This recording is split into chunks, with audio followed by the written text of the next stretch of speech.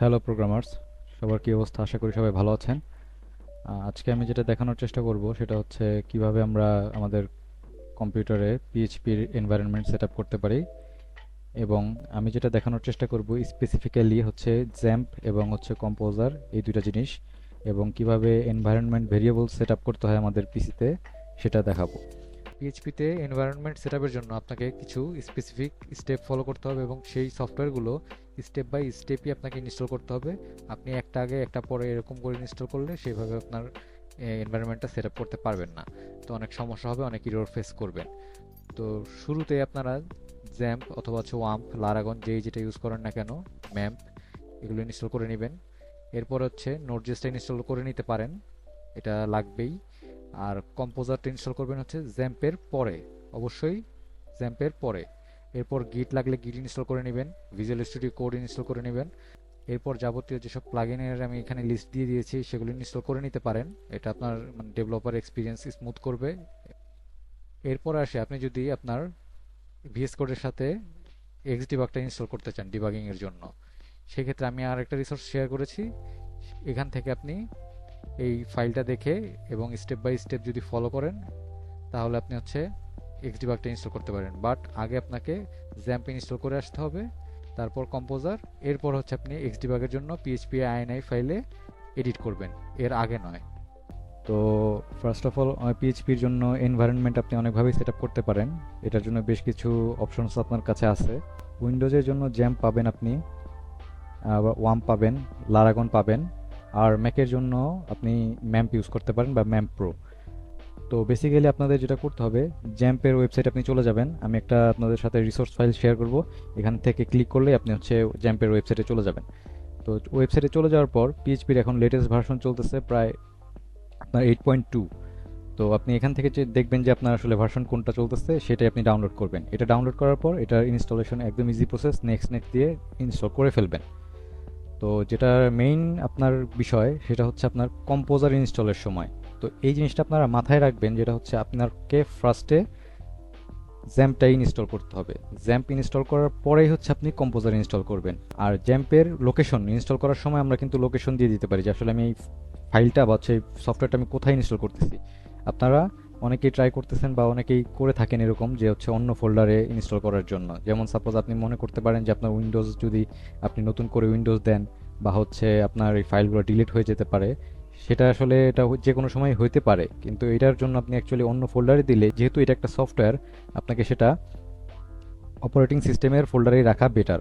তো আপনি যেটা ট্রাই করবেন, জ্যাম্প ফোল্ডারটাকে আপনার সি ড্রাইভেই রাখার চেষ্টা করবেন। আর নাইলে হচ্ছে অনেক রকমের সমস্যার সৃষ্টি হইতে পারে। তো আপনি জ্যাম্প ফোল্ডারটাকে হচ্ছে আপনার সফটওয়্যারটাকে আপনি আপনার সি ড্রাইভে ইনস্টল করলেন, অপারেটিং সিস্টেম যেই ফোল্ডারে আছে, ড্রাইভে আছে আপনার, সেটা ইনস্টল করলেন।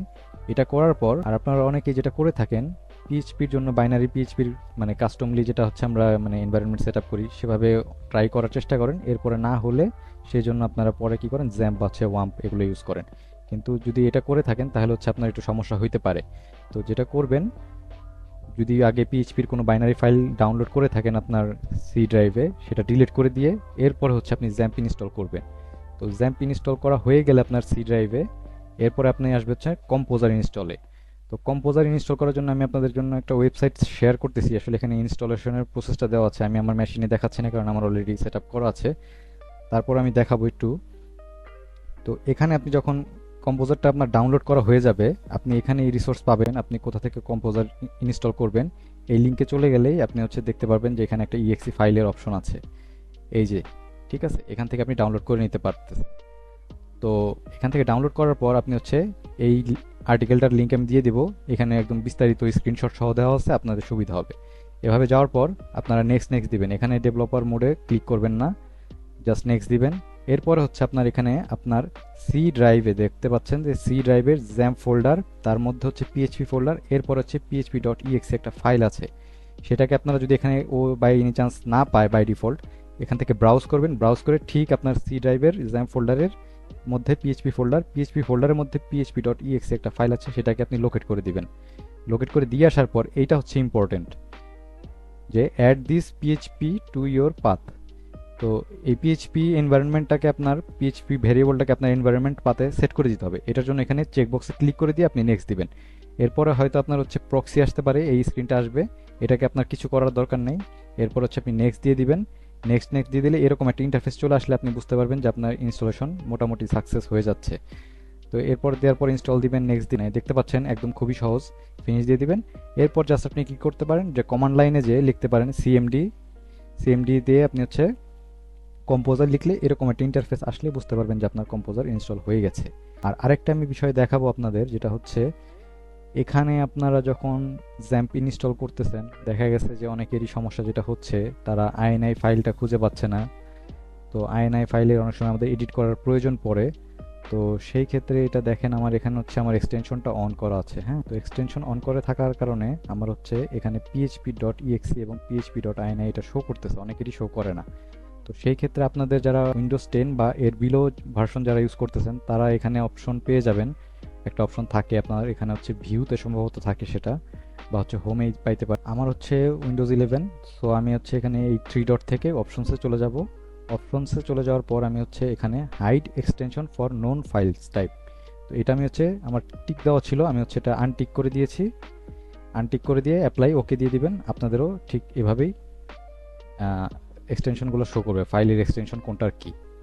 আচ্ছা, আরেকটা বিষয় আমি ভিডিওতে মেনশন করতে ভুলে গিয়েছিলাম, এটা আমি পরে অ্যাড করে দিলাম। আপনারা যখন একটা এনভায়রনমেন্ট সেটআপই করতেছেন সাথে হচ্ছে যে আমাদের হচ্ছে এনপিএম নিয়ে কাজ করা লাগতে পারে।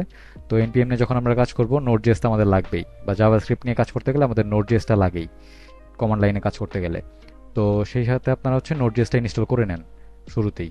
তো এখানে ক্লিক করলেই আপনাকে নোড জেএসের ডাউনলোড ইউআরএল-এ নিয়ে যাবে। এখান থেকে আপনারা এলটিএস ভার্সনটা ডাউনলোড করবেন, এখান থেকে ক্লিক করলেই ডাউনলোড হয়ে যাবে। এলটিএস মানে হচ্ছে আপনার লং টার্ম সাপোর্ট, এটা ডাউনলোড করবেন, এটা করার দরকার নেই। তো এটা ডাউনলোড করে জাস্ট নর্মালি জ্যাম্পের মতোই আপনারা হচ্ছে নেক্সট নেক্সট নেক্সট দিয়ে ইনস্টল করে নেবেন। তো এরপর আর কি আপনাদের যখন এনপিএম এর কমান্ড লাইনগুলো কাজে লাগবে তখন হচ্ছে আপনারা স্মুথলি কাজ করতে পারবেন। আচ্ছা, আপনারা অনেকে হচ্ছে লোকাল হোস্টের ড্যাশবোর্ড কীভাবে অ্যাক্সেস করবেন সেটা নিয়ে সমস্যায় পড়েন। সেই বিষয়টার সলিউশন হচ্ছে আপনারা এখানে চাইলে লোকাল হোস্ট ফরওয়ার্ড স্ল্যাশ বা লোকাল হোস্ট লিখলেও কাজ করবে, বা local host forward slash dashboard লিখে এন্টার দিবেন। অথবা এখানে অ্যাপাচির অ্যাডমিনে ক্লিক করলে আপনি ডিরেক্ট আপনার এই পিএইচপি ইনফোটা পেয়ে যাবেন।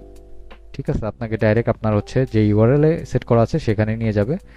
আর আরেকটা বিষয় থাকে হচ্ছে আমরা কিভাবে পিএইচপি মাই অ্যাডমিনটাকে অ্যাক্সেস করব, সেটার জন্য মাইএসকিউএল এর এই অ্যাডমিনে ক্লিক করলে সে আপনাকে পিএইচপি মাই অ্যাডমিনের অ্যাডমিন ড্যাশবোর্ডে নিয়ে যাবে। এই ইন্টারফেস আপনারা চলে আসবেন। এই হলো হচ্ছে কিভাবে আপনারা লোকাল হোস্টের ড্যাশবোর্ড অ্যাক্সেস করবেন আর কিভাবে পিএইচপি মাই অ্যাডমিনের ড্যাশবোর্ড অ্যাক্সেস করবেন। আশা করি বুঝতে পেরেছেন। আরেকটা বিষয়, পিএইচপি আইএনআই ফাইল কিভাবে ফোল্ডারে না যে আমরা ওপেন করতে পারি জ্যাম্পের মাধ্যমে, সেটার জন্য আমাদের যেটা করতে হবে অ্যাপাচি থেকে আমরা কনফিগে ক্লিক করব। কনফিগে ক্লিক করলে এখানে দেখতে পাচ্ছেন পিএইচপি আইএনআই ফাইলটা এখান থেকে আমরা পাচ্ছি। এখানে ক্লিক করলে আপনার পিএইচপি আইএনআই ফাইলটা নোটপ্যাডে অন হয়ে যাবে। তো এইভাবে আমরা আর কি জ্যাম্প কন্ট্রোল প্যানেল থেকেই আমাদের পিএইচপি আইএনআই ফাইলটা অন করতে পারি। আশা করি আমি আপনাদেরকে বোঝাতে পেরেছি আপনারা কিভাবে আপনার কম্পিউটারে জ্যাম্প এবং সাথে কম্পোজার ইনস্টল করবেন, এবং সেই সাথে আপনার কম্পিউটারের এনভায়রনমেন্ট ভেরিয়েবলে কিভাবে পিএইচপি অ্যাড করবেন, এবং সাথে আমি দেখানোর চেষ্টা করলাম কিভাবে আপনারা এক্সটেনশনগুলো অন করে নেবেন। এক্সটেনশনগুলো অন করে নিলে আপনাদের কাজ করতে অনেক সুবিধা হবে। তো এই ছিল মোটামুটি, সবাই ভালো থাকবেন, ধন্যবাদ।